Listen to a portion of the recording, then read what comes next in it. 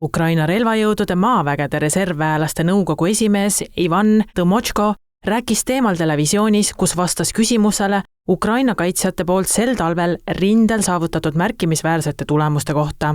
Tõmotško märkis, et viimase 2 kuu jooksul on Ukraina vägedel samuti õnnestunud süstemaatiliselt hävitada suures koguses vaenlase suurtükisüsteeme ja seda vahel mitukümmend ühikut päevas. Samuti tõi asjatundja välja, et talvel hävitasid Ukraina kaitsjad iga päev mitu vaenlase õhutõrjesüsteemi. See, mis me näeme rindel, siis tõesti eriti alates eelmise aasta lõpukuudest on Venemaa kaotuste suhtarv olnud ikkagi väga kõrge.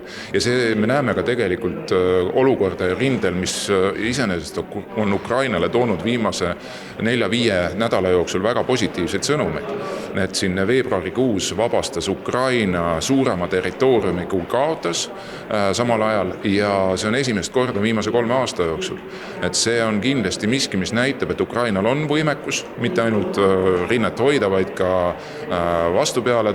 edukaid vastupealetunge organiseerida. Ja jällegi, et see kõik võib-olla oleks veelgi edukam, kui Ukraina saaks piisavalt rohkem toetust. Just toetus ja tähelepanu on see, mida rõhutab ka välisminister Margus Tsahkna ja siinkohal on kahjuks näha, et USA tähelepanu ja võimekus on praegu suunatud Lähis-Itta, mitte Ukrainasse. Ameerika Ühendriikide sõjatööstuse tootmisvõimekused on ka piiri peal ja kõik need paugud, mida nüüd tehakse seal lahe regioonis, tegelikult ikkagi lähevad kokkuvõttes selle üldise võimekuse arvelt. Ma väga loodan, et see ei hakka kuidagimoodi piitsitama Ukraina võimalusi saada sõjalist abi, kuna Euroopa otse ei suuda sellist sõjalist abi anda. Meie maksame, Ameerika Ühendriigid tarnivad. Aga mida pikemaks see konflikt seal läheb, seda suurema tõenäosusega see lööb tegelikult ka seda sõjalist abi, mis läheb Ukrainale. Nii et see ei ole mitte midagi head. Kuidas aga hoida fookust, kui kogu maailma pilgud paistavad praegu olevat Lähis-Ida poole? Ka see strateegiline selgus.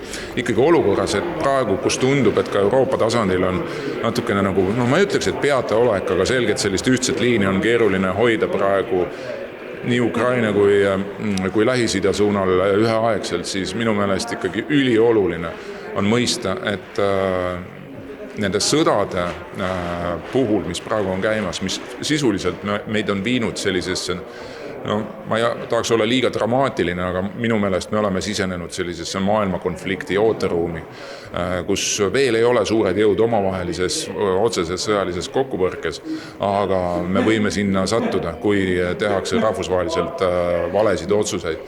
Ja siin on oluline, et ikkagi see sõda, mida Venemaa peab Ukraina vastu, sisuliselt ikkagi ka Euroopa vastu, et Euroopa riigid mõistaksid, et praegusel hetkel me peame veelgi enam panustama selleks, et Ukraina suudaks rinnet hoida ja tegelikult seda sõda lõpuks ka võita.